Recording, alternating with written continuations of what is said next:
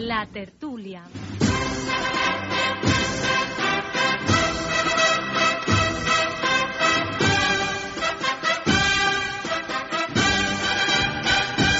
Pues la tertulia, como decíamos, va a ser muy musical. Vamos a hablar hasta las 10:30 de la noche. Vamos a tener casi una hora para hablar de música. Está resoplando Fernando.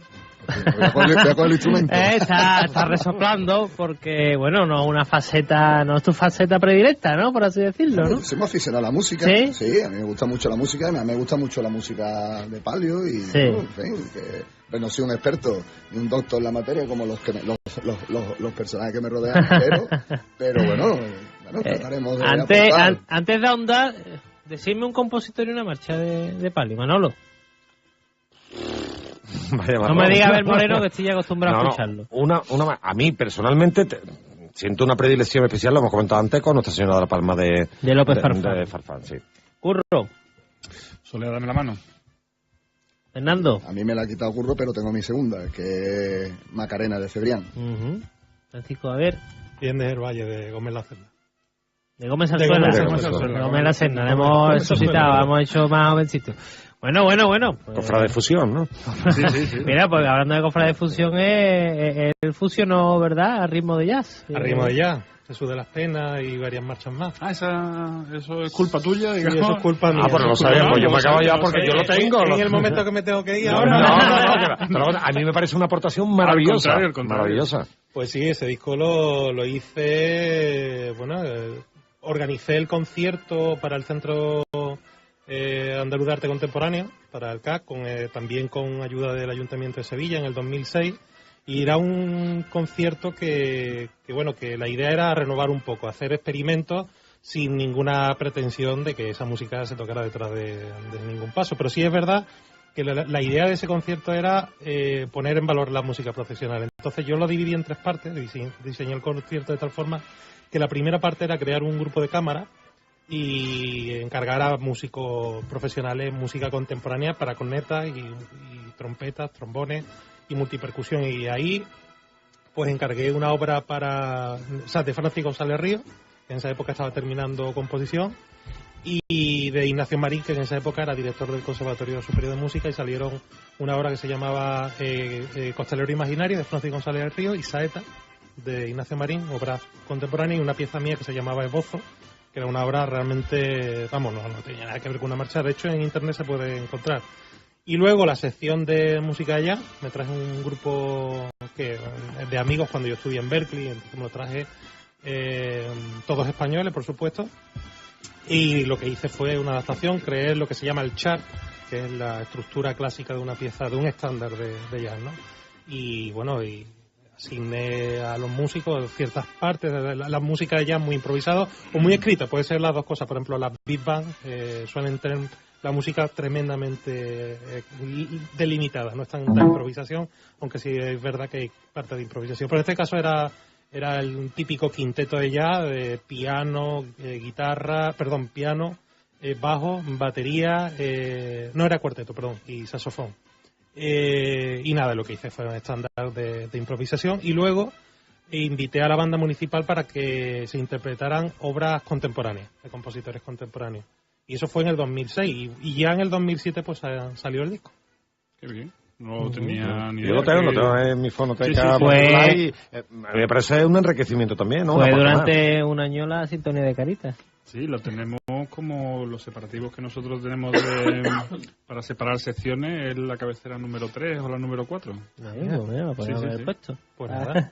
Mira, ha servido como catalizador, ¿no? Para introducirnos. Bueno, pues la última vez nos quedamos hablando de pasar los campanilleros, hablando un poquito por encima de lo que supuso esa marcha de López Farfán para la Semana Santa.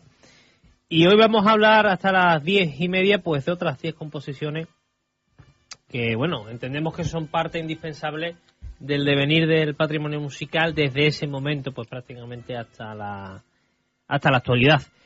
Y si os parece, vamos a empezar escuchando los primeros compases ya de la primera, que podemos decir que esta marcha que va a sonar, que lo conocemos y la conocemos todos, que es la Estrella Sublime, pues supuso lo que es una auténtica revolución de la forma marcha. Vamos a escucharlo un poquito y hablamos sobre La Estrella Sublime de Manuel López Farfán.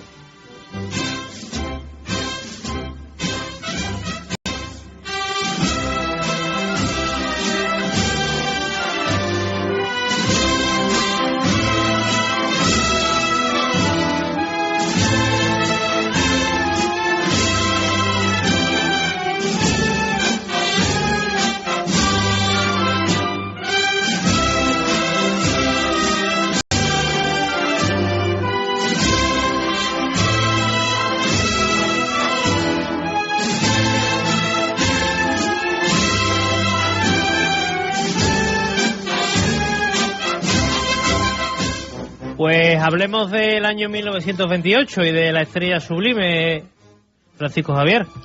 Bueno, pues nada, tengo que decir que el periodo que vamos a hablar de la música en la Semana Santa sevillana es un periodo muy peculiar, porque con La Estrella Sublime termina casi un periodo, de hecho vamos a hablar de un punto de vista histórico, ¿no? Estamos a punto de entrar en la Segunda República, estamos en la época de Alfonso XIII, digamos que de todo el transcurso de la música procesional hasta este momento, pues se eclipsa con la llegada a la República, con la ocultación de las esculturas, luego por desgracia en el 36 la guerra civil, y luego llegamos a la época de la dictadura franquista, que precisamente ahí tiene un resurgimiento la música procesional. Entonces, Estrella Sublime, curiosamente, es una obra que marca un estilo que luego se va a imponer a partir de los años 40,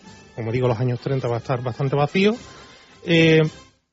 y lo que se hace con esta marcha, Estrella Sublime, es delimitar la estructura de una marcha procesional que se entendería hasta el día de hoy, ¿no? Que es una estructura clásica que sigue los cánones de la sonata sinfónica, y es una estructura muy simple donde hay una exposición de un tema principal, donde después de esa exposición viene una parte normalmente tradicional que además en Estrella Sublime se delimita, que es el fuerte bajo, en la parte donde los trombones, ¿no?, están cantando, esa parte más heroica de la marcha, la reexposición del tema, y luego viene pues ese trío, ¿no?, el que es precisamente lo que estamos escuchando ahora, ¿no? El trío de la marcha, que es la parte normalmente más sutil, más delicada, que luego tiene un contrapunto, que además ese contrapunto viene de marchas como Ione, un contrapunto de un estilo muy italiano.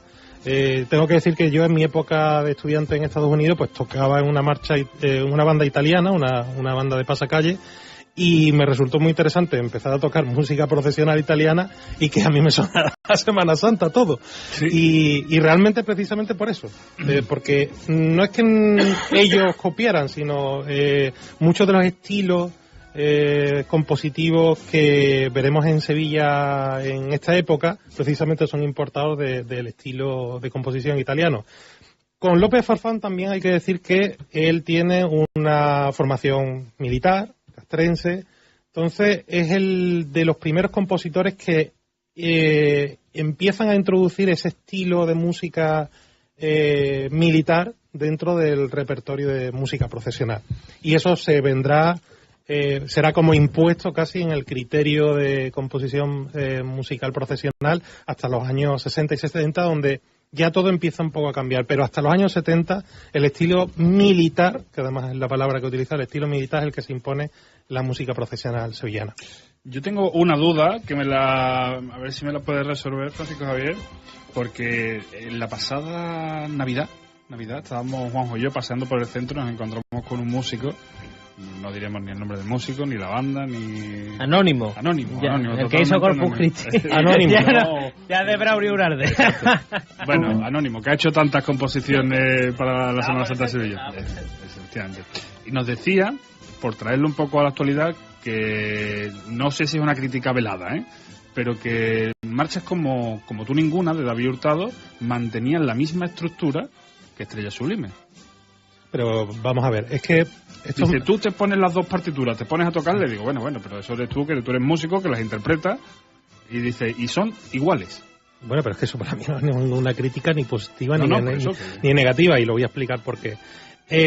La forma, además en música hay una asignatura que se llama forma o estética, depende de cómo se denomine, pero al fin y al cabo lo que se estudia es las fórmulas de la estructura de una composición, sea una marcha, sea una sinfonía. De hecho, una sinfonía, pones una sinfonía una detrás de otra, sea del compositor que sea, y la estructura es la que es. De hecho, hay que estudiarla. Yo cuando estudié fuga, a mí me dijeron, la fuga se hace así. Y no se puede hacer de otra forma. Y tiene una codeta, tiene una coda, tiene una exposición, una reexposición, el sujeto y el contrasujeto hay que colocarlo de tal forma, y así se compone una fuga. Y si no, no es una fuga. Que luego tendremos discusiones sobre qué es una marcha y qué no es una marcha. Entonces, si un compositor actual no sigue los cánones de lo que se llama la estructura de poema sinfónico. ¿Qué es un poema sinfónico? Pues básicamente una estructura libre. A eso es lo que se le llama poema sinfónico. O sea, pues cuando se utiliza ese término, lo que quiere decir es que el compositor no ha seguido ninguna forma musical.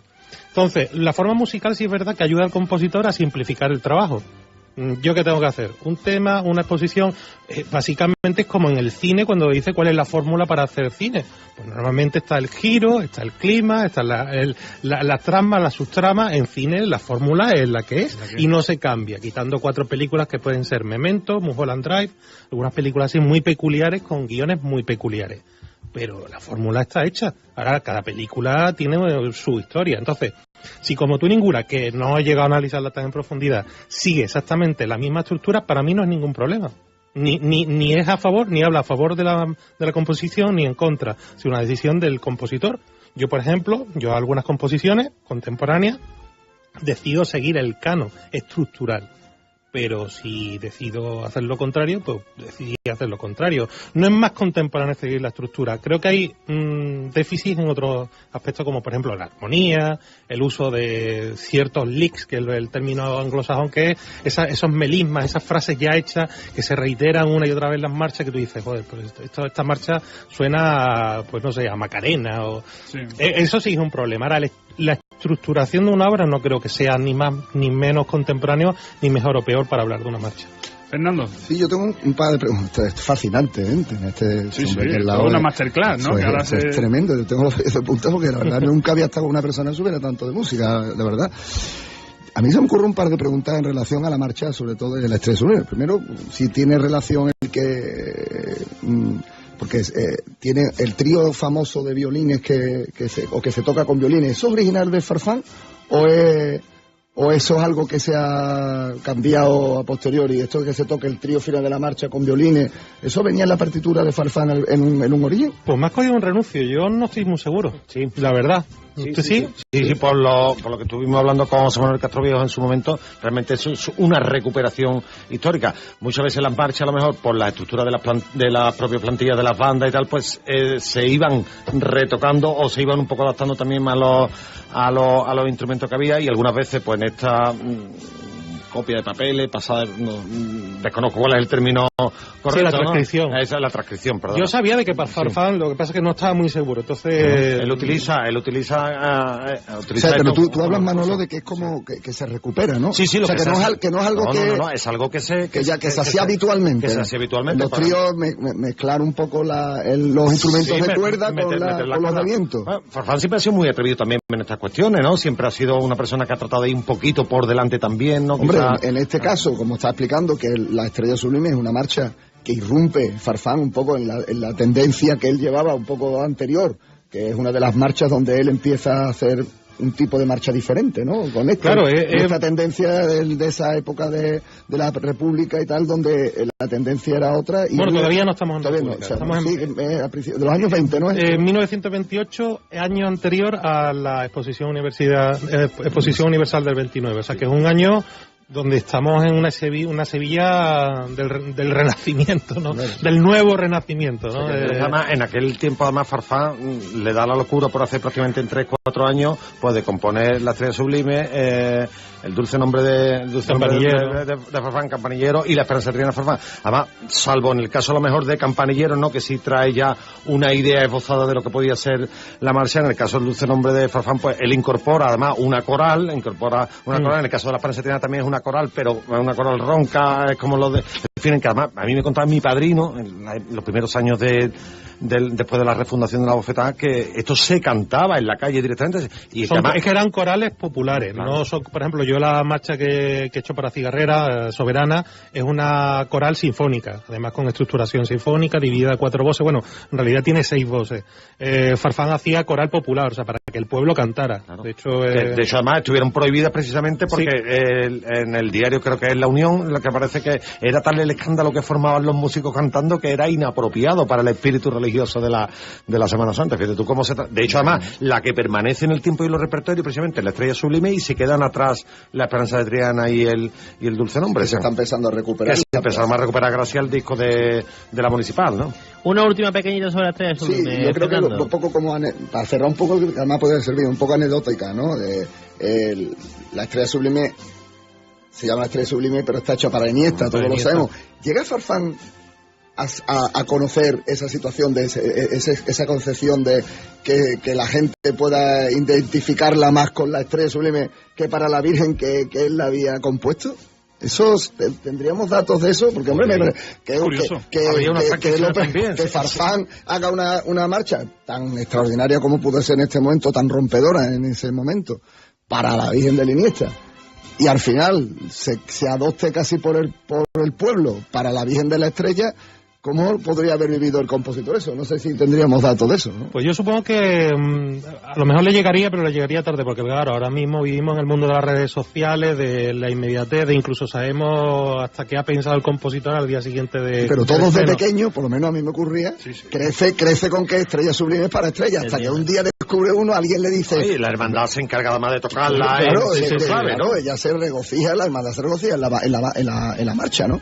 Y un día uno descubre a alguien que dice, no, pero si esta marcha no está, cuando uno es pequeño y en que entra un poco... Sí, desde la hermandad de Iniesta sí se ha hecho muchas veces hincapié. Yo recuerdo también, siendo bastante más joven, donde se hacía hincapié precisamente porque además creo que había un pasaje escrito también por el propio Farfán, donde decía, eres la estrella de la mañana, en fin, no recuerdo exactamente cuál era la composición, y los hermanos la imprimían incluso en recordatorios de función principal. Pues vamos a pasar de López Farfán y de la Estrella Sublime vamos a cambiar totalmente el estilo y nos vamos a una marcha un poquito más solemne, quizás una de las mejores marchas de Antonio Panteón, si no decir la mejor. Así suena, un poquito antes de hablar de ella, Jesús de las Penas.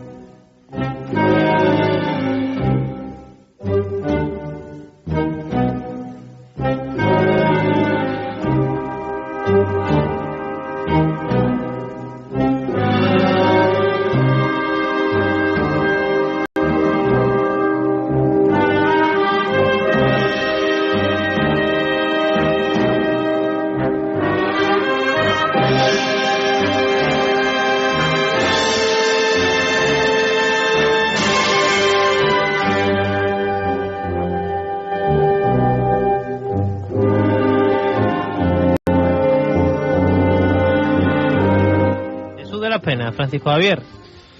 Pues nada, nos tenemos que ir al 43. Un salto tremendo. Estamos diciendo que Estrella Sublime, año 28, el 31 entra a la República, 34, época de negra de la República, donde está la ocultación de esculturas, de imágenes profesionales. El 36, inicio de la Guerra Civil Española. 39 finaliza. Y bueno, pues posguerra, plena posguerra. Y aparece Antonio Panteón, que es una figura musical realmente totalmente opuesta a Farfán. Pianista, catedrático de piano del Conservatorio Superior de Música de Sevilla, había estudiado con su padre, que era un gran maestro de la música, y con nada más y nada menos que Joaquín Turina. Entonces, con ese background, con esos estudios adquiridos, con esos conocimientos, pues compone muchísimo repertorio profesional, y tenemos la suerte que compone una de las obras maestras de la música procesional en el estilo que es lo que se le llama tradicionalmente marcha fúnebre, ¿no? Que es Jesús de las Penas. Jesús de las Penas, junto con Soledad dame la mano, junto con Amarguras, sin duda de las mejores marchas de esta estructura fúnebre, que bueno, que ya habríamos escuchado con Ione y con marchas anteriores que son de finales del siglo XIX, principios del siglo XX. La estructura de Jesús de las Penas es una estructura casi roza el poema sinfónico, lo que pasa que aquí sí entramos en la estructura de marcha fúnebre con una forma sonata muy clara.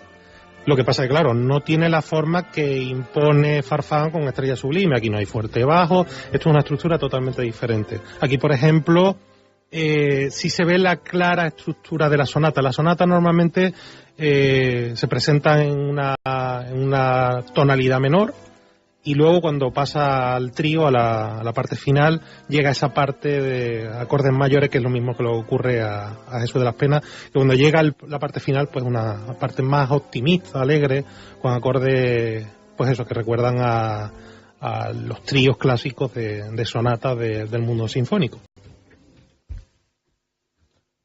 Yo aquí, que no, es que nos deja. No, es que me quedo totalmente embobado, ¿no? Porque para mí esto es una cuestión de permanente aprendizaje, ¿no? Entonces, bueno, pues yo agradezco porque además es súper enriquecedor. Creo que además nuestros oyentes pues estarán también en el salón de casa, donde se encuentren medio escuchando el programa, pues estarán pues prácticamente, bueno, pues deleitándose con lo que nos está contando, La verdad es que sí que es una de las grandes marchas clásicas en este apartado de repertorio fúnebre, donde no hay prácticamente paso de palio de cofradía de negro con música, que no la vaya a incorporar en su recorrido. Y yo creo que además Panteón fue una grandísima aportación también. No ha sido muy prolífico, pero es que sí, lo que ha dejado ha sido todo bastante bueno. La verdad es que una de las grandes marchas de la Semana Santa. Y que además tiene también ese momento clásico, ¿no? De la salida del Señor, Cristo, ¿no? de las penas el lunes santo, ese momento tan hermoso.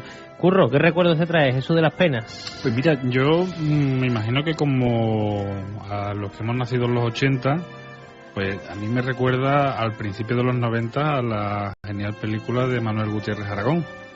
Y yo, es triste decirlo así, pero yo la descubrí ahí, porque cuando uno piensa en esta marcha, piensa en ese principio, ¿no? Que es casi un bucle, el pam, pam, pam, pam, que estamos escuchando ahora de fondo.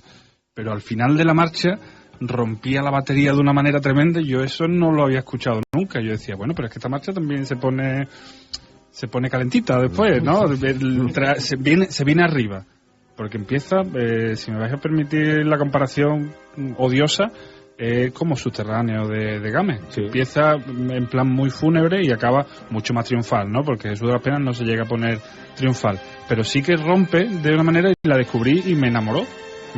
Ahora rara vez también llegan porque ahora las chicotadas, y ahora no es un palo a los capataces ni a los costaleros, pero las chicotadas muchas veces cortan las marchas y se para la banda, y entonces muchas veces no llegamos a escuchar esta parte, porque la marcha tendrá una duración de 5 minutos. No muy extensa, es cortita, ¿eh? No es de las fúnebres, no es la más larga. La más corta es Virgen del Valle, ¿no? Sí, podemos llamar Virgen del Valle fúnebre porque está ahí a medio de camino ¿no? Pero sí, vamos, más corta que Soledad dame la mano, pero muchísimo más corta y muchísimo más corta que Amargura. Pues está más o menos por nuestro Padre Jesús, más o menos. Sí, por ahí yo creo que debería andar. Fernando. Hombre, y a mí la marcha de Jesús de las Penas es algo que siempre me ha sobrecogido, sobre todo, además recuerdo que iba acompañado como en algunas alineaciones de fútbol, ¿no? Que te la sabes de las Penas, de Panteón, ¿no? Sí. De Penas, de Panteón, ¿no? Ese de Panteón sonaba eco fuerte, ¿no? Y sonaba a algo de calidad, ¿no? Y sonaba a algo que iba unido siempre pues a un palio de cajón, iba unido siempre a un pradio con crestería y a una calle estrecha y a una situación siempre sobrecogedora, ¿no? Para llevándolo un poco a un terreno, no sé, me suelo mover con más facilidad. Es verdad que es una de las marchas que cuando uno la escucha debajo de un paso, a pesar de que un costalero pueda querer andar con facilidad, con esta marcha se puede andar siendo fúnebre. Es una marcha que permite, por ese compás que marca, por ese bucle que ha descrito Curro, permite andar muy bien al costalero y a llevar un paso pues bastante alegre a la hora de avanzar, ¿no? de avanzar, ¿no? Y yo creo que al costalero, si le tienen que dar elegir, a lo mejor seguramente marcha fúnebre, que normalmente no quiere escucharla, estas de las que seguramente no pondrían una pega por todo lo que ella conlleva, ¿no? Yo creo que es una marcha de una verdadera calidad y una categoría tremenda, ¿no? Yo es que Jesús de las Penas, una de las cosas que tengo que decir desde el punto de vista estético, es una marcha que gestiona muy bien el silencio, y eso es una maravilla. Y precisamente por lo que habla, Jesús de las Penas permite andar muy bien al paso, porque el costalero escucha las bambalinas muy bien. Es una marcha que permite escuchar las bambalinas, el silencio continuo, una marcha muy cuidada en los silencios. Está la melodía, que primero la melodía tiene grandes silencios, grandes momentos de vacío, y el acompañamiento no rellena, sino el acompañamiento es pa, pa, pa, pa, pa, y apoya ese vacío. Y ese vacío, ¿quién lo rellena? Y una vez más, las bambalinas, hablamos de recuerdos. Para mí eso de las penas es escuchar bambalinas. Y escuchar bambalinas en cualquier lugar, incluso de lejos. Yo de hecho iba a postillar eso, porque Jesús de las Penas es de esas marchas que tienen muchos registros, porque asimilamos, Fernando lo acaba de decir, Jesús de las Penas a un palio de cajón. Pero Jesús de las Penas es de estas marchas que tiene el registro de... Tú se lo escuchas a un palio, vamos a llamarle alegre. ¿Sabes por qué? ¿No ocurre? Con su sonido de bambalina, puede ponérselo, le cabe a cualquier palio. Pero porque lo hemos dicho, lo he mencionado yo anteriormente, es la típica marcha que en un palio de una hermandad, que no es fúnebre, sí. Pues el momento que la hermandad dice, bueno, aquí que es un poquito más solemne la situación, vamos a buscar qué marcha podemos poner para que los costaleros tampoco... Esta es una de ellas, sin duda, ¿no? Y tiene esos registros. Tú te la imaginas ahora dándole vuelta a lo que está diciendo Francisco Javier. Tú escuchas una bambalina de un palio como Gracia Esperanza, la Esperanza Triana, la Macarena, Dulce Nombre. Tú escuchas esa bambalina de un palio bullanguero, ¿no? Que se le llega a decir a muchos palios y le entra, ¿eh? Además, tiene una cosa de la marcha que para mí, desde la profanía, ¿no? Que puedo mantener mi opinión, ¿no? Pero lo que tienen las marchas buenas y de calidad, ¿no? Tú hablas de la melodía, ¿no? La melodía se saborea, ¿no? Se saborea con mucha facilidad y con muy pocos instrumentos, ¿no? Como dices, que permite escuchar los silencios, ¿no? Es una marcha que permite saborear esa melodía y que queda esa melodía. Dice Jesús de las Penas, rápidamente silba Jesús de las Penas y coge un tramo de la marcha que seguro es la que... Si hacemos aquí, hiciéramos la prueba, casi todo el mundo silbaría seguramente ese tramo porque queda esa melodía, ¿no? Yo creo que eso es una distinción de una calidad y de una sencillez, ¿no? Que lleva a la marcha, que yo creo que lo que hace es valorarla mucho más, ¿no? Desde mi punto de vista, ¿no? No, para mí la marcha de la misma calidad Jesús de las Penas nos tendríamos que ir atrás Virgen del Valle. Ahí en desarrollo melódico es que no hay comparación. Y sobre el tema de las bambalinas, yo a mucha gente cuando le hablo de componer marchas procesionales siempre hago alusión al compás oculto de la partitura, que es precisamente eso, el rachear de los costaleros, las bambalinas. Qué bonito, el compás oculto, qué bonito, ¿eh? Sí, es algo muy poético, pero... el léxico...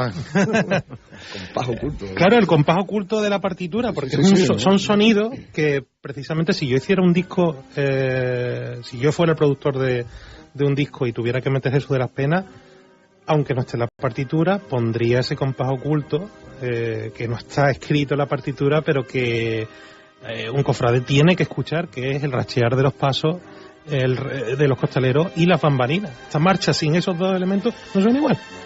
Suena preciosa, suena magnífica, pero le falta esos dos elementos que están escritos de una forma indirecta. Pues vamos a pasar de Jesús de las Penas, para mí, a una de mis marchas predilectas. Suena así.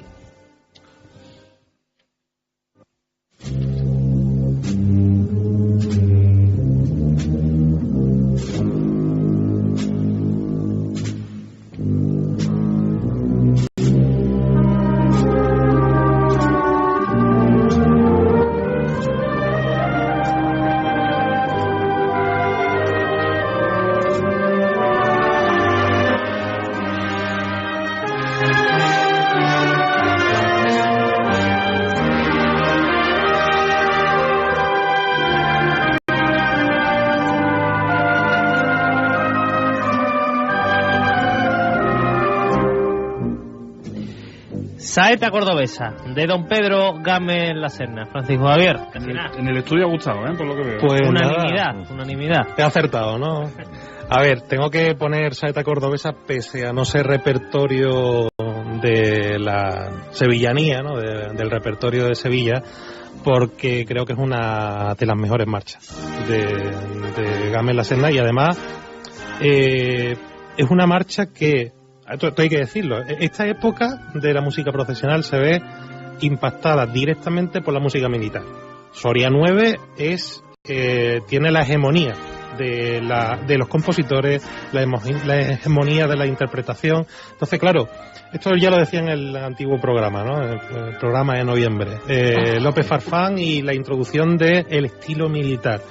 Que yo, por ejemplo, ahí tengo una dicotomía. Soy sevillano, soy cofrade, pero soy compositor y además compositor de banda sonora. Entonces siempre tengo ese momento de decir, pues a lo mejor la música procesional no debería haber tirado por esos derroteros, porque a lo mejor la música procesional no es la más apropiada para una imagen dolorosa. Pero claro, luego llega mi vena triganera y sevillana y yo no entiendo una virgen sin una estrella sublime, o sea, porque está dentro de la idiosincrasia. Entonces esto daría para un programa entero, el debate de música procesional militar, sí o no. Sacándonos de esta discusión que sería entrar en bucle, incluso yo mismo creo que entro en bucle conmigo mismo, tengo que decir que Saeta cordobesa es una pieza musical espectacular, porque Gámez La Serna, hay que decir que primero, antes de ser director de Soria 9, es director de Lepanto 2 en Córdoba, y claro, en esta época, cuando está en Córdoba, hasta creo que, si no recuerdo, el 45. Hasta el 45 está componiendo pues mucha música para la Semana Santa cordobesa, y aquí destaca esta obra. Entonces, ¿qué tiene de especial Saeta cordobesa? Pues tiene mucha sonoridad militar. Gámez La Serna tiene formación militar, pero tiene muchos tintes de música muchísimo más culta, mucho más fina, la forma en la que desarrolla la melodía, la forma en la que desarrolla los contrapuntos. Es una marcha que precisamente, pese a ese, como digo inicialmente, pese a esos toques marciales, esos toques militares, esa sonoridad que recuerda de forma ineludible que es un compositor de música militar, pues tienes esos toques, como digo, de música clásica, ese gesto de fraseo que estamos precisamente escuchando ahora, esa saeta, ¿no? Que es además una parte preciosa, ese final apoteósico, rompe precisamente la estructura de forma marcha. O sea, estamos hablando que esta marcha no está en marcha ya, es una marcha que evoluciona. No llega a ser un poema sinfónico, porque no lo es, porque la estructura sonata todavía sigue ahí latente, pero hace grandes cambios dentro de la estructura de música procesional, y por eso está en este repertorio. Además, una marcha además que llega relativamente tarde a los repertorios de la Semana Santa de Sevilla, pero que sí se ha moldado perfectamente. Es curioso además que se toque casi más en Gloria que en la propia Semana Santa, pero con una estructura además muy definida, ¿no? Una marcha además con mucha personalidad, ¿no? Pues tiene esta parte tan melódica pero después, bueno, aquí viene el júbilo, ¿no? Donde, bueno, vámonos arriba, ¿no? Porque la marcha al final tiene tanta categoría, es tan rotunda en sí misma, ¿no? Quiere decir muchísimas cosas a la vez y consigue decirlas todas, ¿no? La marcha. A mí, yo personalmente tengo una predilección tremenda con la marcha, y creo que además que está cada vez más sentado, y sobre todo gracias a un repertorio como el de Tejera, que es el que se encargó de decir, nos traemos la marcha y empezamos a tocarla, y se está manteniendo afortunadamente en los repertorios. Por ejemplo, esta parte que está viviendo una segunda juventud, ¿no? Sí, totalmente. Yo, además del uso en ciertos medios que ha hecho que mucha gente llegue y alcance a escuchar esta obra, la verdad que ahora, como han dicho anteriormente, se está escuchando más en la Semana Santa. Y el detalle que quería decir, este final apoteósico, dentro de la estructura sonata clásica, ese final se le llama coda. O sea, no, por eso decía que Gámez La Serna no es que rompa con la estructura de la forma sonata y la forma marcha. Curiosamente mete la coda, que es un elemento tradicional de la forma sonata, en la forma marcha procesional. Que no había metido, digamos. Sí, digamos. A ver, una sonata puede tener coda o no. digamos que, por ejemplo, los finales típicos de Estrella Sublime, un final casi de pumpar, ¿no? Se llama pumpar. O sea, termina la melodía, no tiene un desarrollo que diga, no, termina el fraseo, que luego lo veremos con otros compositores como Morales, que el final es el que es, y pim pam. Y no hay nada que hacer, y no pasa nada, porque ese es el final típico de una sonata o típico de una forma marcha, ¿no? Pero en esta marcha, bueno, pues en Saeta Cordobesa el final se mete la coda, que además es una coda preciosa, impactante, y que hace que la marcha pues de repente rompa, ¿no? Además una marcha que si nos metiéramos en el mundo del costal sería la marcha para romper, ¿no? Para andar, para enfilar, que ya hemos enfilado, ¿no? Hemos terminado la revirada y ahora ya nos vamos, ¿no? Efectivamente. Fernando. Sí, bueno, yo escuchándola a mí, me imagino que como a todos, ¿no? Esa saetilla final o esa coda, yo creo que en Sevilla se hace más famosa o más popular desde que los compañeros del llamador no la usan en su maqueta. No quería decir yo la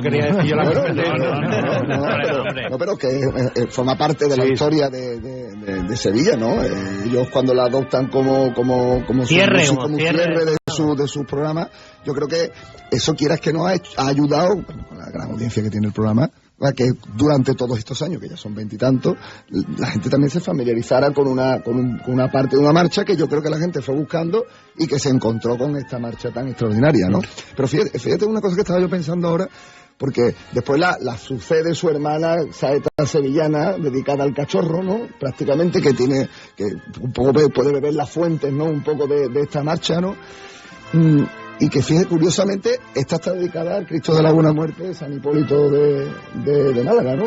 Entonces, es curioso que también se la dedique a una hermandad de un Cristo cuando hace la del cachorro, ¿no? ¿Puede haber algún tipo de paralelismo ahí en Gámez a la hora de la composición de la marcha después de Saeta Sevillana, al haber, no sé, porque se me ocurre, ¿no? Que es curioso que una marcha está dedicada a una hermandad que es de la Buena Muerte, ¿no? De un Cristo. Y ahora hace la de Sevilla y la dedica a un Cristo, ¿no?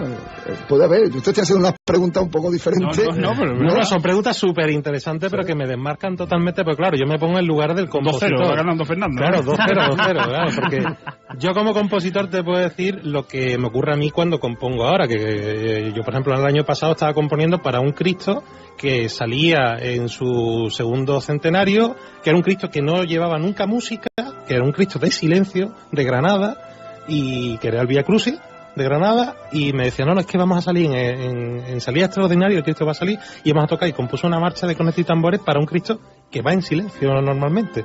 Entonces, claro, ¿cómo me enfrento yo a eso? Entonces, claro, yo como compositor no sabría decirte, porque yo hablo con mis contemporáneos, y esto es una locura, cada uno lo enfrenta de una forma totalmente diferente. Yo no sé cómo lo haría. Supongo que con profesionalidad como lo hizo, porque son dos grandes marchas, ¿a cuál mejor? Ahora, el enfrentamiento emocional de la marcha no sabría decirlo. Y bueno, y parte desde la hermandad, eso lo sabría, ¿es parte de la hermandad la solicitud de una marcha o lo compone Gámez de decisión a motu propio, de decir, bueno, quiero componer una marcha y la voy a componer a esta hermandad de la Buena Muerte de Málaga, o no, o es una solicitud de la hermandad? Yo entiendo, yo no lo sé, no podría poner la mano en el fuego, pero en esta época estamos hablando que es el director de Soria 9, en esta época Lepanto. Entonces, supongo que sería un requerimiento por parte de la hermandad que tendría una contraprestación económica, entiendo, a no ser de que, bueno, salga algún erudito por aquí o alguien que tenga este concepto histórico más controlado, pero entiendo que a un director de una banda, a no ser que haya una vinculación emocional y ese director le apetezca componer para esa hermandad, entiendo que habría un encargo. Pasamos de Gámez Serna a otro grandísimo compositor que con solo una marcha supo quedarse en el patrimonio musical de nuestra Semana Santa. Santiago Ramos Castro con su Virgen de las Aguas.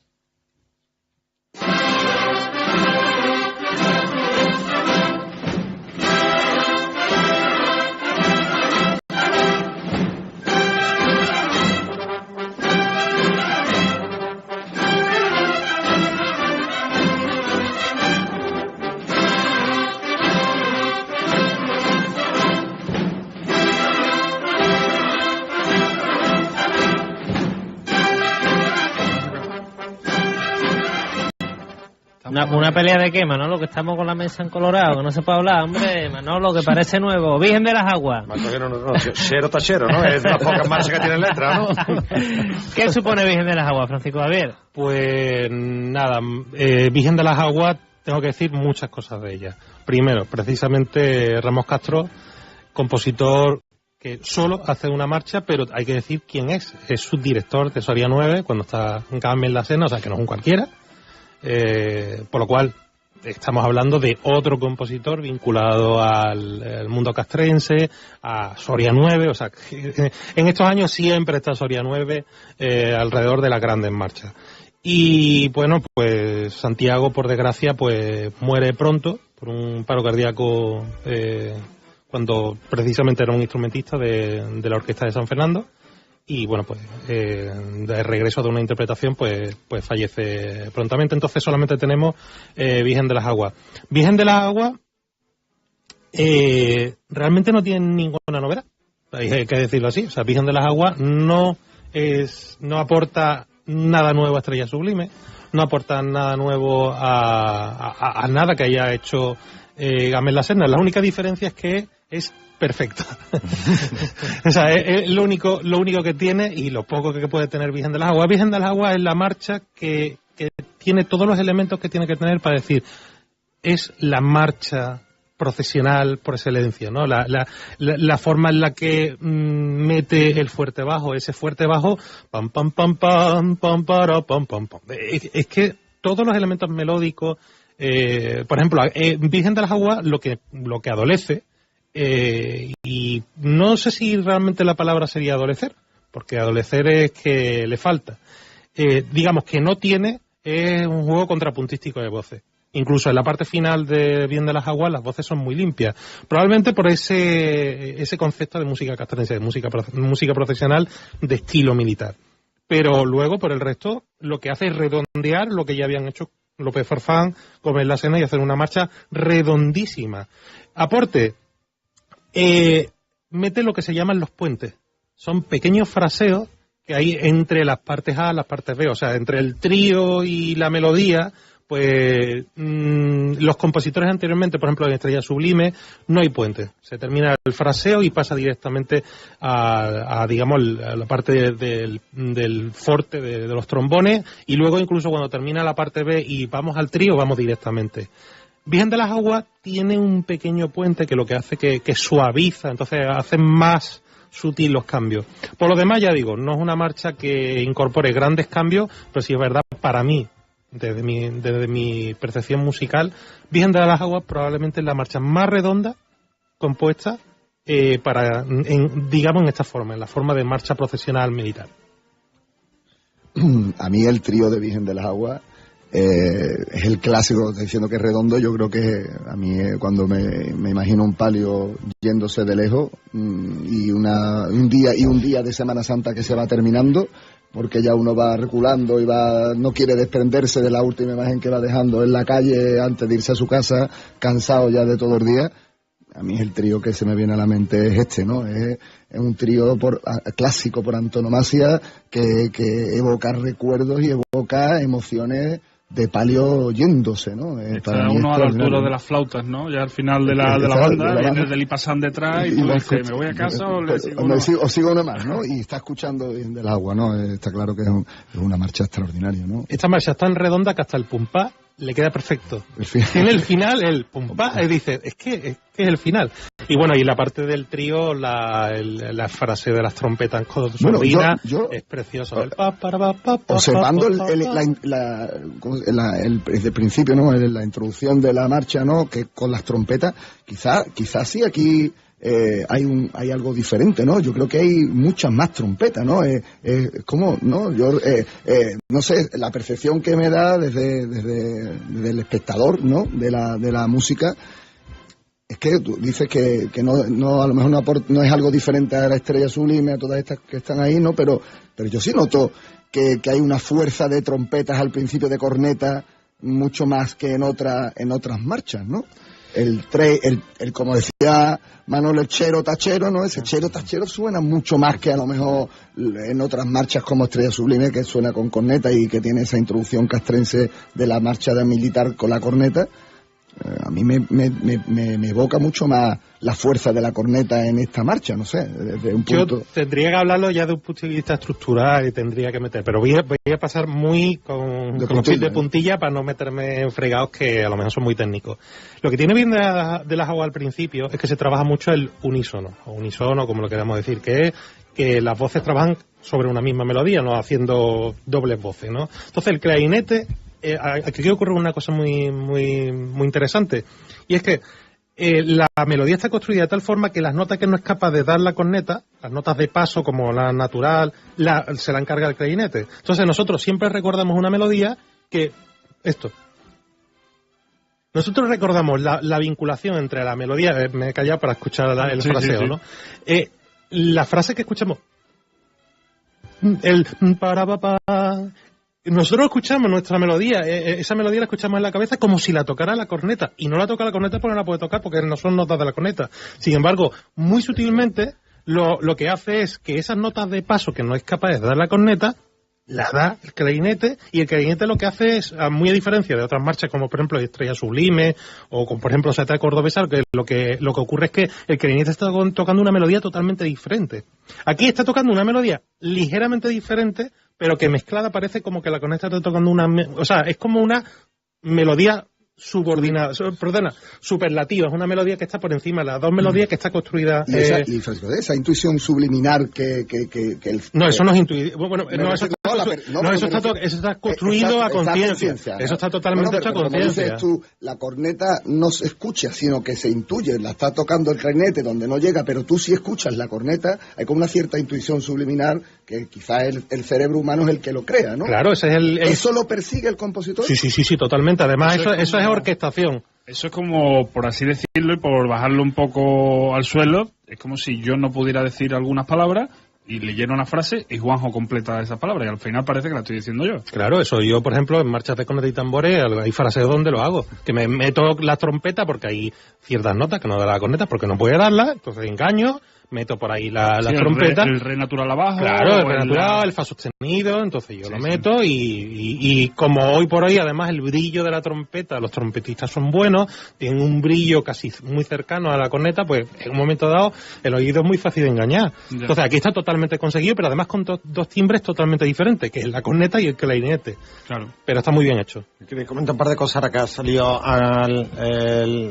la aparición de las trompetas más que de la corneta en este caso, que las primeras grabaciones además que se hace, creo que la policía de Madrid es la que hace de las primeras grabaciones, lo graba además sin corneta, solo con trompetas, ¿no? Entonces, estabas comentando cómo va buscando el clarinete una serie de notas que no puede dar la corneta, pero la puede llegar a dar la trompeta como se graba. Sí, la trompeta sí. Claro, la trompeta sí. Entonces... Pero sin embargo no está escrito esas notas de paso para la trompeta. La trompeta lo que hace es doblar la corneta. Sí, me imagino que es lo que hablamos antes también, ¿no? Una transcripción adaptada a los medios que tiene la banda que va a tocarla en ese momento. Pero se respeta el fraseo del clarinete, porque cuando llega ese fraseo, esas notas de paso del clarinete, solo se escuchan los clarinetes. Vale. Y una curiosidad nada más, Virgen del Agua se compone en Cádiz frente al mar, precisamente, ¿no? Es el autor precisamente, está en verano en la playa, y es cuando le llega realmente la inspiración, porque no es ni siquiera un encargo. Él había hablado con Pedro Gámez, ¿no? Y le había comentado la posibilidad de que ellos acompañan también a la Virgen del Museo y tal, que, en fin, la hermandad estaría interesada en tener una marcha de corte militar tal y cual, y él estando en la playa es cuando le viene con las olas del mar, él lo comenta así, ¿no? Le viene esa inspiración en la playa estando en Cádiz, en Cortadura, y entonces cuando él se inspira precisamente para crear y coger los primeros compases para apuntárselo de Virgen de las Aguas. Sería precioso.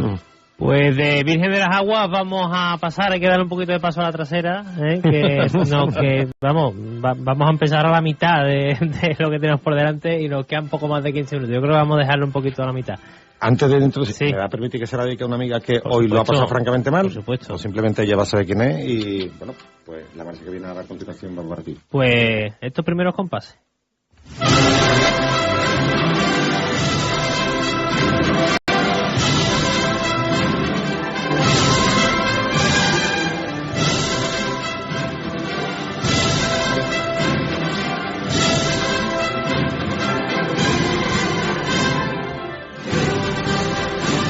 Pasa la Virgen Macarena, de nuevo a escena Francisco Javier, don Pedro Gámez La Serna.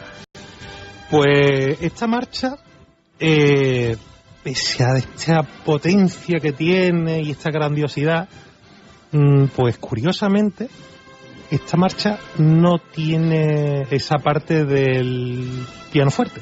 No tiene los trombones, sin embargo es una de las marchas que, bueno, cuando la escuchas dices, qué grande, qué potente. Yo creo que cuando se enfrentó a esta composición, y es curioso, si a mí me dicen, tengo que hacer una composición para una coronación, ¿no?, de Virgen, me tengo que acordar de la parte de los trombones, ¿no? Pues aquí no hay. Pero yo creo que no hay porque es que empezó tan fuerte. Esto es como compositor, hablo como compositor, ¿no? Yo creo que empezó tan fuerte que no se encontró con la necesidad, porque ahora llega el momento. Escuchemos este momentito.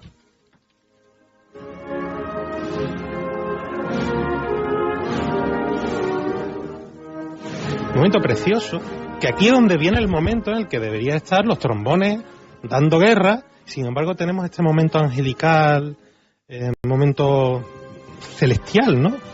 Es precioso. Sin embargo, no tenemos los trombones. Y es una marcha para coronación. Por eso me parece una marcha especial. Una marcha que la estructura llama mucho la atención. Una marcha de coronación. Que todo el mundo, cuando se le viene a la mente esta marcha, recuerda la potencia. Y lo más potente de lo que sería una marcha típica de palio, que es el momento de los trombones, pues no lo tiene. Bueno, pues no le hace falta. Una marcha grandiosa, una marcha que bueno, que aquí tenemos costaleros. Esta marcha, si no ando en palio con esta marcha, bueno, apague y vámonos. Esto es una marcha que incita, vamos, al paseo, ya no a andar, sino al paseo del palio, ¿no? Yo creo que hay pocas marchas como esta que bueno, y además que evoquen a la Virgen de la Esperanza, ¿no? Yo creo que es una marcha tan identificada además con la Virgen de la Esperanza Macarena, que bueno, que yo creo que hay pocas como ella, ¿no? A mí hay una parte de la marcha esta, que es la que empieza ahora el trío, que bueno, que yo siempre he visto como ha sido como tergiversado por muchas por muchas bandas a la hora de interpretarlo. ¿Por qué? ¿Por qué ha ocurrido eso? Porque cuando la escuchas completa es como un poco más largo, empieza como con menos instrumentos. Empieza sin melodía. Exacto, empieza como se toca solamente la sección muy poco, rítmica. Esa parte y te va increciendo, ¿no? Pero ¿por qué? ¿Por qué se ha cortado en tantas interpretaciones de la marcha esto? ¿Por tiempo? ¿Por no saber que era de esa manera? Porque las partituras... No, las partituras vienen entera, ¿no? Viene claro, entera. Además hay unos signos especiales que dicen cuando tienen que entrar una voz y cuando... ¿Por qué puede ocurrir eso? Pues supongo por facilitar el trabajo al costalero, me imagino. Es decir, mira, que se nos hace larga, que es una marcha para andar y quitamos esta parte. De un punto de vista musical, los músicos lo tienen muy claro porque los signos están en la partitura. Sí es verdad que a lo mejor, y esto, por ejemplo, con marchas muy delicadas, de gestos muy delicados, aquí lo que adolece es la banda.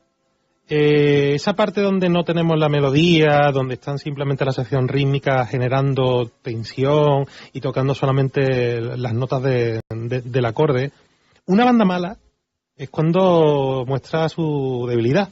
Porque precisamente esa sección la está tocando los instrumentistas más débiles de la banda. Entonces yo puedo imaginar que algunas bandas decidan quitar esa parte donde no está la melodía, pues claro, quitas a los clarinetes, quitas a los trompetas primero, quitas a la gente que realmente son capaces de ocultar lo más sucio de la banda. Entonces si no tienes una banda buena, pues mejor no toques lo que puede hacer que te saque, claro, que te saque los colores. Entonces, curiosamente la gente cree que tocar floritura y tal es lo difícil, y los clarinetistas, el clarinete es un instrumento que es fácil hacerle floritura. Entonces lo difícil en una banda, la afinación, el gesto, es mantener la tensión y hacer expresivos esos momentos. Ese momento es muy difícil para una banda porque tiene que ser expresivo, tiene que crecer, porque además es un momento en el que tiene un crescendo continuo y luego un decreciendo, ¿no? Un diminuendo, que claro, tiene que estar compasado, tiene que estar bien dirigido, tiene que estar bien ensayado. Si una banda no está bien trabajada, pues es un momento delicado. Entonces yo me imagino, hablo en mi boca, no hablo en la mente de los demás, que me imagino que muchas bandas quitarían esa parte, o una de dos, o pensando en el costalero diciendo, bueno, esto se va a hacer muy largo, o punto dos, mira, a lo mejor nos va a sacar los colores, nos entramos directamente con los clarinetes y terminamos el problema. Yo también he observado en el mismo trío, en muchas ocasiones, cómo, no sé si voy a utilizar el concepto oportuno, tú me corriges, ¿no? el ritmo es el mismo. Hay veces que el trío ese se hace muy rápido, Sí. se van entrando los instrumentos y se hace muy rápido, y otras veces como que es mucho más pausado. Esta que hemos escuchado, hemos escuchado, ¿no? En el trío que acabamos de escuchar, que está como está en bucle la marcha, pues pasa del trío otra vez a los trompetas, ¿no? Lleva, como digo yo, la versión como pausada, ¿no? Como quizá a lo mejor sea la original, pero es posible que algunas bandas le incrementen el compás, el ritmo y toquen esa última parte más rápida. Como más rápido. ¿No? Perdona, uno de los que lo hacía era Enrique García con la banda de la Cruz Roja. Le imprimía ese puntito entre la banda. El concepto. El ritmo. En este caso él cogía, estaba la banda de la Cruz Roja en ese puntito intermedio entre la banda civil y la banda militar, ¿no? Él acaparó la Cruz Roja en aquel año también un espacio, y además alcanzó una gran popularidad versionando también dentro de lo que eran las propias marchas de Semana Santa, dándole su toque personal, y Enrique fue uno de los que precisamente se dedica a cortar la marcha, y la hace por estas dos cuestiones que se ha hablado, porque en algunos casos era demasiado pesada para las costareras, para las chicotas que se hacían, no eran chicotas, había mucha cofradía de mármol a mármol andando, y en otro caso también por las plantillas. Estamos hablando a lo mejor de bandas con 40 o 50 músicos en aquellos años. Entonces él es el que decide prácticamente casi en el primer momento el de pegar un recorte, ¿no? Hacerla una marcha a lo mejor con una estructura totalmente mutilada, ¿no? Donde creo que además pierde casi lo mejor, ¿no? De la marcha. No, es una oración. Yo creo que sí. El trío es una oración. Por cierto, ni ritmo, es que él ha pensado la respuesta, ni ritmo ni compás, tempo. El tempo. El tempo, que eso se marca al principio de la partitura. Normalmente en una partitura se pone el símbolo de la nota que se quiere hacer referencia, eso es muy contemporáneo, y se pone igual a un tempo en pulsos por minuto. Antiguamente se utilizaba terminología como adagio, como larghetto. Aquí se pone simple y llanamente marcha procesional, que eso ya indica un estilo, una forma de tocar y un tempo obligado, que normalmente anda en torno a los 90 pulsos por minuto y 75 para corneta y tambores, 90 para palio, una cosa así. Acelerar o retrasar el tempo, eso es cuestión del director. Y queda solo y exclusiva. Sí, pues en la Oliva lo hemos visto en algunas composiciones, ¿no? Y la banda municipal ralentiza normalmente. Tejera también es una banda que se caracteriza también por tocar las marchas con un poquito más con un tempo más solera, ¿no? No, al revés. Sí, más yo creo que a mí yo identifico Tejera con las marchas más, ¿no? ¿No estás de acuerdo, Manolo? Depende. ¿No? Depende también de qué marcha, ¿no? Porque creo que al final es una decisión prácticamente casi sobre el papel, ¿no? Sí. ¿Qué es lo que esto cómo lo vamos a tocar? Porque es imposible terminar con las 10 en 10 minutos. Vamos a cerrar, yo creo que se puede decir, si hay que identificar una marcha de coronación, vamos a cerrar con la marcha que es esta.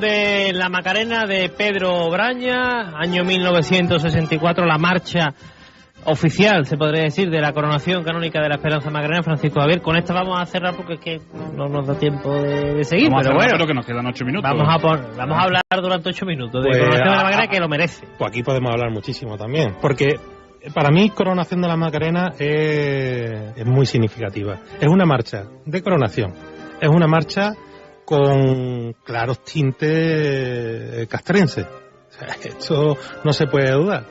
Y sin embargo el compositor es clásico. Es un compositor que su formación es en Italia. O sea, con toda esa reminiscencia de la música de la cuna, ¿no? De la música clásica. Director de la banda municipal en esa época, por lo cual alguien con mucha formación, alguien que sabía lo que hacía, y sin embargo, digamos que este compositor debería haber tirado por líneas como por ejemplo Fondeanta, como Panteón, y sin embargo estamos ante un compositor que con toda la formación clásica, por eso decía antes mi dicotomía de música militar apropiada o no, pues aquí no hay dicotomía, aquí estamos hablando de alguien que está formado y que vive inmerso en ese momento en el que en pleno digamos dictadura, años donde la música profesional casi se ha estandarizado, pues, ¿qué es lo que decide? Pues yo hago una marcha coronación, ¿queréis una marcha de coronación? Pues toma marcha de coronación y probablemente hace la mejor marcha de coronación de la historia, ¿no? Con toda la sapiencia de un compositor formado, pero sin embargo sin hacer ningún tipo de alarde. Es una marcha que desde el punto de vista estilístico es tremendamente clásica, no hace alarde. Lo que pasa, claro, la orquestación está tremendamente depurada.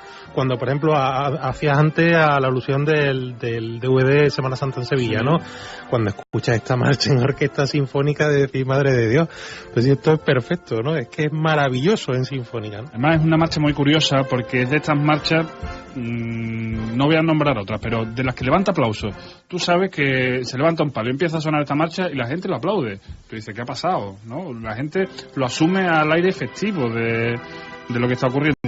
Y una circunstancia que me gusta remarcar de esta marcha con respecto a la anterior, hay mucha gente que te dice, ¿tú eres de Paso de la Macarena o eres de Coronación de la Macarena? ¿Qué pasa? ¿No me pueden gustar los dos? De los dos, ¿no? De primero una y después la otra, ¿no? Y yo tengo que reconocer que soy más de Coronación, pero ¿por qué me tiene que dejar de gustar Paso de la Macarena? Pues mucha gente te dice, ¿eres de una o de otra? Pues yo voy a romper, y yo tengo que decir que soy más de Coronación por un pequeñísimo detalle de Paso a la Virgen de la Macarena, que el Pumpá no le pega, igual que a la Virgen de las Aguas sí le pega maravillosamente.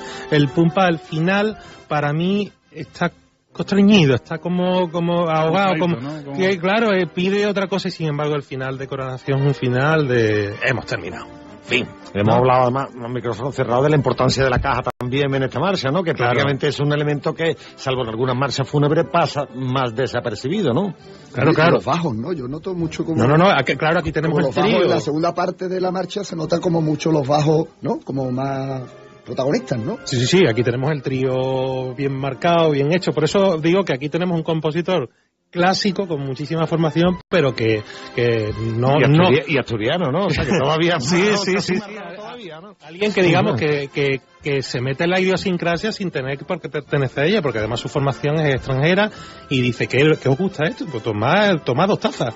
2 tazas y muy bien puesto. Además, Francisco Javier, volviendo a la introducción en la primera parte de la marcha, como hemos hablado en las otras anteriores de la corneta y todo esto, yo recuerdo tener un disco en mi casa de pequeño, de vinilo, donde salía Coronación, y ahí no sonaban las cornetas. Claro, porque antes se grababa con trompeta, porque prácticamente eran pocas las... No había esas cornetas que suenan en esta versión de fondo, sino que el principio era casi la melodía de la marcha. Cuando tú silbas, por ejemplo, Coronación Macarena, tú casi silbas más las cornetas que la melodía que lleva la introducción. En ese disco no sonaban cornetas, entonces la melodía parece incluso casi como otra marcha. Eso él la concibe, Pedro Aña la concibe con esas cornetas, acompañando con esa misma fuerza. Sí, además se nota, vamos. ¿Por qué no se grababa de esa manera? Porque en aquel momento no todas las bandas de música tenían cuerpo de corneta y tambores, por eso decente. Porque se decía muchas veces, en algunas crónicas antiguas viene la banda de fulanito y tal y esto otro, y acompañada de un cuerpo de corneta y tambor. O sea, era un valor en alza que tenía. Yo te digo, la banda tanto de los bomberos de Madrid como la municipal de Madrid graban muchos marchas de Semana Santa de esta época y las graban todas sin corneta porque no tenían estructura en plantilla de corneta, entonces pues la suplen las trompetas. Hay que irse muy lejos, la municipal no tiene corneta y la suple con las cornetas de las cigarreras. Suelen ir cuando... Bueno, cigarrera, triana, del Consejo de Banda. Suelen llevar unas cuantas de otra... Ve, mira, cuando escuchas el principio, el tati de la corneta, en ese disco que yo tengo, solo suena pero cuando tú silbas, te centras quizás más en la corneta que en la melodía, ¿no? Pero también es que está hecho así. A ver, las marchas cuando... es lo que decía de Bien del Agua. Bien del Agua tiene la melodía dividida, que crea una melodía superlativa, construida a medias entre el clarinete y las trompetas y las cornetas. Aquí está hecho tal cual. Y además está hecho de una forma maravillosa. La melodía del clarinete está en una segunda línea muy bien trabajada, que si te concentras en ella eres capaz de cantarla y es preciosa, pero queda un nivel superior la corneta y que está compuesto por y para que sea así. O sea, ya no se nota. Las típicas marchas que te pregunta ¿cómo recordaban las personas antes la Macarena antes de que existiera coronación, ¿no? Por supuesto, y además esto es... Son marchas tan identificativas. Como Nostra de Farfán, ¿no? Si me vais a permitir el símil que vamos a poner, esto es un perfume, es un frasco pequeñito, porque la marcha, antes hablábamos de duración de marcha. Es perfecta, porque no llega a los 4 minutos, 3:45, cosas así. Y pico, vamos. Ideal. El tiempo de una huerta. Ideal. Como tiene que ser, de una huerta de Sin verdad. atornillar a los pies, ¿no? 3 minutitos, 4 y vamos de frente, ¿no? Bueno, pues qué mejor marcha para despedirse, ¿no? Que Totalmente. coronación de la Macarena. Se nos han quedado 4 en el tintero, ¿no? Sí, creo que sí, ¿no? Ha quedado Esperanza Macarena. Lo veamos otro día, ¿no? Para que lo vamos a revelar, ¿no? La mejor de las 10, Virgen de la Paz, Virgen de Montserrat no va a reinar para casa. y Sevilla Cofradera. Pero bueno, seguiremos hablando de ella, ¿no? La selección la ha hecho Francisco Javier, no tú, ¿verdad? No, Tú le has dicho, mete Virgen de la Paz y ya después... No le he dicho nada, vamos. Pues si la selección la hace Juanjo, ya sabemos que habría un único compositor directamente en la mesa esta noche. Abel Moreno, 10 marchas de Abel Moreno. Y estaría aquí junto a Manolo Ruiz. Hombre, por supuesto, yo siempre Grandes encantado amigos, de estar, grandes por amigos. supuesto. Compartiréis mesa y mantener la gala de Golgota, seguramente. Muchas gracias. Además, yo saqué con Abel Moreno y su marcha de la coronación de la Virgen de los Gitanos, o sea que sí me gusta muchísimo, correcto. y Cristo de la presentación, ¿no? Correcto. Yo estaré en la mesa de los niños, entonces, ¿no? Bueno, Francisco Javier, que gracias de nuevo por estar aquí con nosotros, que antes de Semana Santa hay que volver, ¿eh? Para seguir hablando. Vale. Por mí encantado, para mí es un placer estar con ustedes, ya lo sabéis, y invitadme cuantas veces queráis, que ya sabéis que me encanta el sushi que ponéis en la puerta. Hombre, eso es magnífico. Ahora, es que nos hacemos un periscopo porque damos envidia, ¿verdad? De lo que hay, de lo que estamos comiendo, ¿no? De las viandas que hay en la mesa, porque si no estaría la gente haciendo cola. Gracias, Francisco. Muchas gracias, ahora. Fernando, ¿te ha gustado la masterclass musical? Bueno, voy encantado, ¿no? Yo creo que... Repites, ¿no? Hombre, yo siempre que venga Francisco Javier no me dejes de invitar, porque la verdad es que ha sido para mí un enorme placer bucear, ¿no? Y sumergirnos en unos aspectos de las marchas que conocíamos que de alguna manera nunca había prestado yo esa atención, por supuesto, por el desconocimiento, como el que no sabes, como el que no ves. Pues yo creo que aquí nos han iluminado hoy con los focos del estadio, y nos han dado una visión extraordinaria. ¿Has descubierto ese compás oculto? Sin duda, ¿no? Y ese tempo, ¿no? Gracias, Fernando. Gracias a vosotros. Manolo, Curro, deja de tocar la silla. No, lo he hecho sin querer, perdona. Pues vamos, un poquito más me parezco como un gato avanzado. Quiero acabar con el sushi. Manolo, que gracias, una semana más. Gracias a vosotros, sobre todo también gracias a Francisco Javier, porque para mí es muy ilustrativo todo esto, procuro seguir aprendiendo día a día y la verdad es que sí que me ha gustado muchísimo, disfruto muchísimo el programa y espero repetir. Un segundito nada más, me va a permitir otra pequeña dedicatoria, y parezco que es la primera que vengo a la radio, pero un fuerte beso para Lola, la mujer de Antonio Sánchez Carrasco, que acaba de salir de un pequeño... Un abrazo fuerte para Lola y para Antonio, buenos amigos. Un beso para los dos y... Antonio, me la había puesto a través de Twitter, a ver si eres capaz de saludar ahí, efectivamente. Pues lo que hacemos lo cumplimos, ¿no? Por supuesto. Curro, ¿te vas a estar quietecito? ¿Estás quieto ya, por favor? Vámonos ya. Que mira cómo ha puesto la silla, venga. Venga. Hasta la semana que viene. Despide tú. No. ¿A la semana que viene? Bueno, señores. No, hombre, no nos corte, Minero, José Minero quiere irse porque él tiene algunas dudas de cofradía todavía. Porque va a la igualdad, ¿no? Ahora de alguna, ¿no? Tiene físico para sacar los caballos, ¿eh? Tiene, solo, además. Te dice una cosa. Y de picador también tiene. ¿Te quieres venir con nosotros? ¿Cómo ves?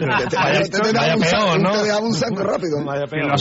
Que lo asuma la audiencia de Sevilla Fútbol Club Radio, que José Minero no es muy cofrade, pero el Viernes Santo por la mañana y está viendo la Esperanza de Triana y emocionado que se emociona el hombre, ¿eh? Oye, ¿te gustaría sacar un paso alguna vez, Minero?